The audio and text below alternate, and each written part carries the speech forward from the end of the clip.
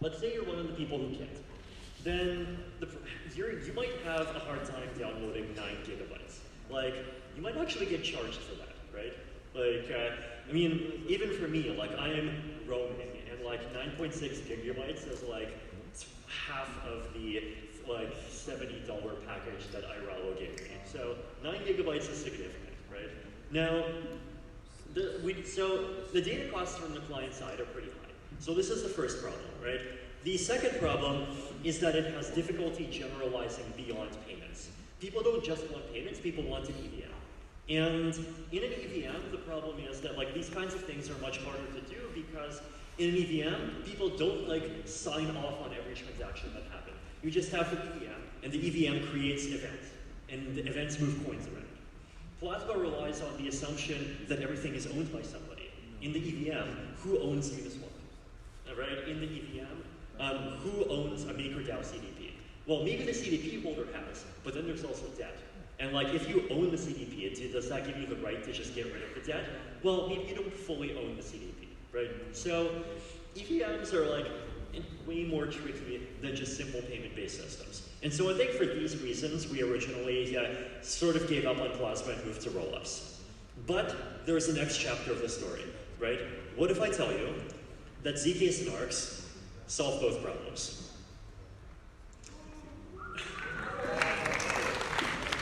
So let's look at the Plasma Cash exit game before ZK-snarks, right? This is the logic for taking an asset inside of Plasma Cash, moving it back to Ethereum that we talked about 10 minutes ago. An exit can be, this is a direct quote from the research post. An exit can be challenged in 3 ways. 1, a proof of a transaction spending C. So a proof of a transaction spending the thing you're trying to exit. 2, a proof of a transaction spending the parent of C that appears before C. So basically proving that the thing you're trying to exit is invalid because it's double spent. And 3, provide a transaction C star in the coin history before PFC, which you would have to then respond to prove that there's something spending it. After ZK-snarks, 2 of those 3 challenge types disappear. Why? Because validity proofs, aka ZK-snarks, can just prove that a Plasma chain is valid. And if you prove that a Plasma chain is valid, you prove that every spend that gets included is valid and that there are no double spends. So there's only one type of challenge, a proof of a transaction spending C. So if you try to exit C, then someone can only challenge you by making a proof of something spending C. Now, what happens if, in the normal case, the Plasma chain operator is working totally fine, and you exit by providing a Merkle proof that is based on the most recent block, right? Who can challenge you? Well, no one can, because there's nothing after what you're trying to exit. And if no one can challenge you, then what's the point of a challenge period? You just exit immediately, right? So if you ask optimistic rollup developers, then they'll tell you one of their biggest pain points is the 1-week exit withdrawal window, right? You have to withdraw it, and then you wait a week, and only then do you get your money out. Well, now with Plasma Cash, if you add ZK-snarks, you can just make exit instant. So this is one really big and powerful thing that validity proofs give you. Also, clients no longer need to download and store history because they do not need to answer history challenges. 9.6 gigabytes goes all the way down to basically 0. Extending to the EVM. So there's been a bunch of attempts over the years to try to extend Plasma to the EVM, and there's like actually a couple of different families of constructions.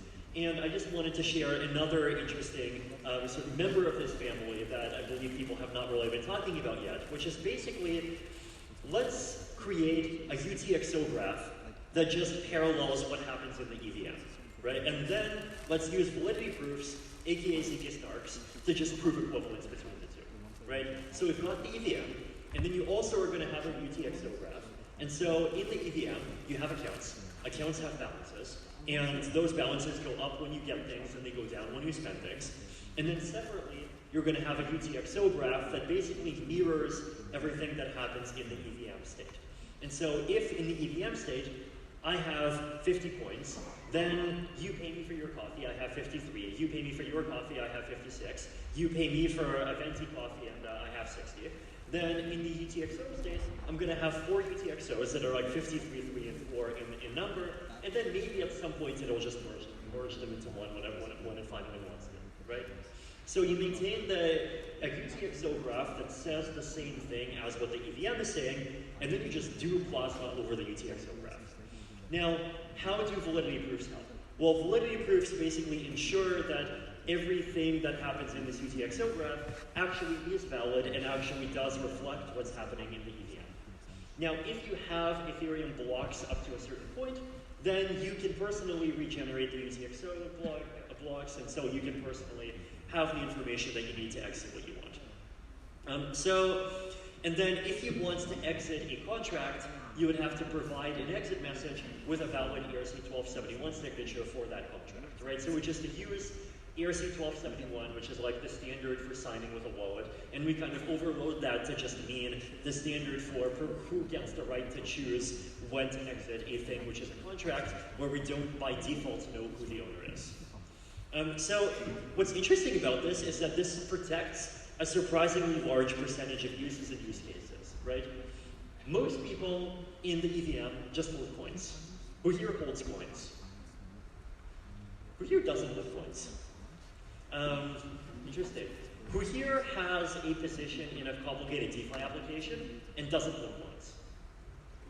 Okay, so holding coins is important, right? So if you hold, then a surprisingly large percentage of users just hold coins. If you hold coins, you're protected.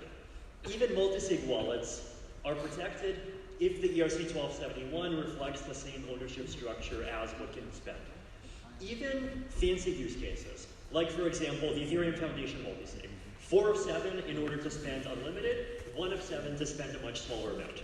Let's say 1 of 7 decides to spend a much smaller amount, colludes with a plasma operator, just and withdraws those coins, and leaves the rest of the information in. Well, the 4 of 7 would still be able to withdraw the portion of the previous state that covers all of the coins except for the coins that 1 of 7 was showing. Right? So even in a complicated setup like that, a default plasma exit game can still provide like basically the correct answer. Now, here's a situation that plasma does not support. Let's walk through CDPs, collateralized debt positions. Who here has had a CDP on Ethereum before? Okay, it's a good crowd. Who here has had a CDS on Ethereum before? Okay, good. That was a dummy. I don't even know what a CDS on Ethereum is. Just watching. You know, sometimes you got like the people who raise their hands for everything. Raise your hands if your birthday is on a day that starts with a 4 and has 2 digits. Okay, good. Okay, amazing. One person. Okay, that's good. So let's say you have a CDP today, which is like basically a smart contract where you hold some amount of ETH and then you have some debt, and you can only grab the ETH if you pay your debt. Let's say you have 1 ETH minus 1,000 DAI, so about 2x collateralization. The exit rules will be the owner can exit only if they exit into a layer 1 contract that enforces the same rules. So even if you exit, you have to pay the same debt. And also, we might as well add the rule that other people can exit to force liquidate. Here's the problem. You collude with the plasma operator. Plasma operator starts making data unavailable. You can exit, but you can also choose not to exit. So what you could do is you could just delay exiting for a very long time. If ETH drops below $1,000, you just walk away. Otherwise, you pay the $1,000 and you claim the ETH. So what you've basically done is you've converted a position which is 1 ETH minus 1,000 DAI into an option to buy ETH for $1,000. And that's actually, and the option is something that's strictly more valuable than the thing that you've had before, right? Because as time goes on, there's a greater and greater possibility that the price of ETH drops below $1,000, right? Everyone agrees that there's a possibility that ETH is going to drop below $1,000? Well, good, because there is. And so, you know what? And so in that case, if you follow this strategy, then you've made a profit, right? So you basically, anything where security is kind of time dependent because it's a financial market, well, Plasma is not going to protect you. A roll-up is, because in a roll-up you can have a mechanism where just like anyone can go in and submit blocks, and so you can have, and so you have basically limits on, but you cannot just like go and delay people in the same way. Privacy systems, this is a fun one. Like so think Tornado Cash, privacy pools, Railgun, any of these, right? The problem is that there's like a mismatch between the sort of real UTXO graph, because the real UTXO graph is hidden, right? The whole point in the privacy system is like nobody can tell which output corresponds to which input, right? Because we're trying to keep people private.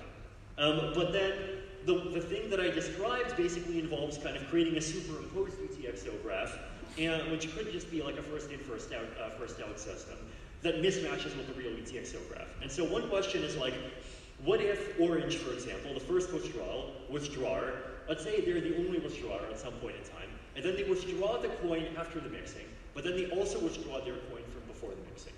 And let's say they withdraw both of them, and then the other post-mixing state is unavailable. Well, Orange might be able to get both of their coins out, right? And if they get both of their coins out, the other people, mathematically speaking, are screwed. And so it is potentially possible to do something clever to try to get around this, right? Basically, what you'd have to do is you'd have to allow the other 4 depositors, once they see Orange's first withdrawal based on the exit, to withdraw the privacy system itself, and then they can define which piece of the privacy system they withdraw by providing a list of all the deposit IDs, and then proving which index of the deposit IDs corresponds to them, right? And then if they do that, then they might be able to withdraw. So you can do complicated stuff to get around this, but like this requires dApp developers to do extra logic and extra thinking. In a rollup, dApp developers do not have to do logic and thinking. Maybe that's a bad thing, I don't know. And so, you know, yeah, in a rollup, like the story for why things are secure is much simpler, right? So there's still limitations in plasmas, and EVM plasma techniques, I think, are not going to be able to protect all users, but EVM plasma techniques plausibly can protect most users, right? And I think there's like this interesting open design space in making application-specific exit logic for some of these more complicated cases. Privacy systems, Uniswap, CDPs, anything where like there isn't a clear owner, and also making general purpose exit games that can support this kind of logic. And if we have this, then this can be grafted onto existing validiums, right?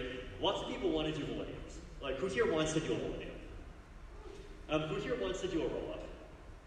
Who here wants to pay the fees to have a rollup?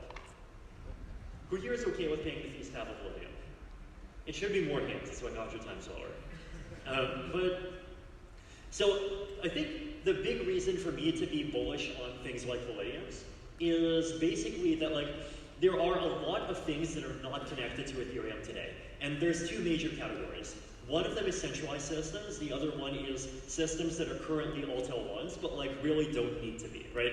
Like if you're number 147 on CoinMarketCap and you've been forgotten since 2018, then like you probably don't even need to be at L1. Like you might even benefit from having better security, right?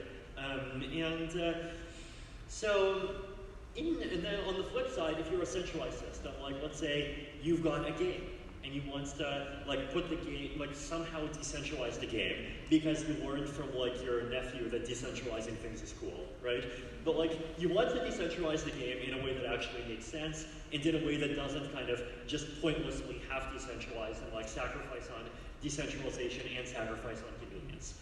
In both of those cases, you're not going to be willing to pay even the fees that are involved in creating a rollup, but the fees involved in creating a validium are much smaller.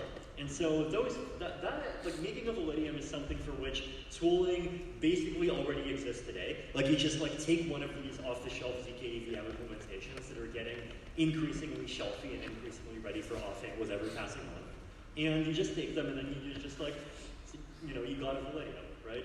So then if you have a validium, then you can like add one of these exit games to it, and that strictly increases the security, and so you can start to have a plasma system, right? So I think there is like a lot of room to try to experiment with these constructions, try to make them better, and like really actually try to realize the vision that a lot of people attempted to realize with the plasma efforts back in 2018.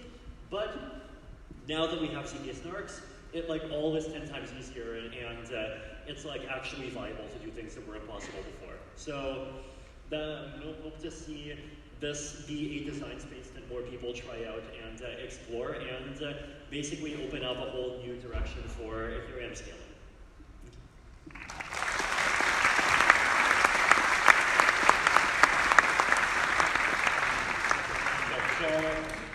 up for Vitalik, everyone.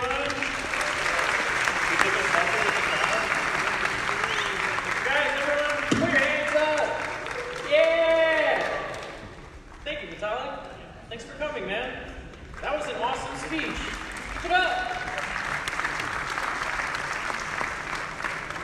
I'm so pumped, I forgot who's next. I hope you guys are fueled up, because someone from Fuel is talking next. Fuel Labs, Nick Dodson. We're talking about solving state growth. Oh, there you are. What's up, guy? Matt, nice to meet you. Thanks for coming up. That should be on. There's a laser here. It's pretty cool. You can use it. It doesn't work. There we go. Hey. All right. No, please, don't go. Yeah, that's okay. Got to see Vitalik, got to get it off the list, and do whatever you need to do. It's a tough act. It's a tough act to follow. Yeah, tough act to follow. All right, hey, that's right. We're here, we're staying. I think I can use the laser pointer.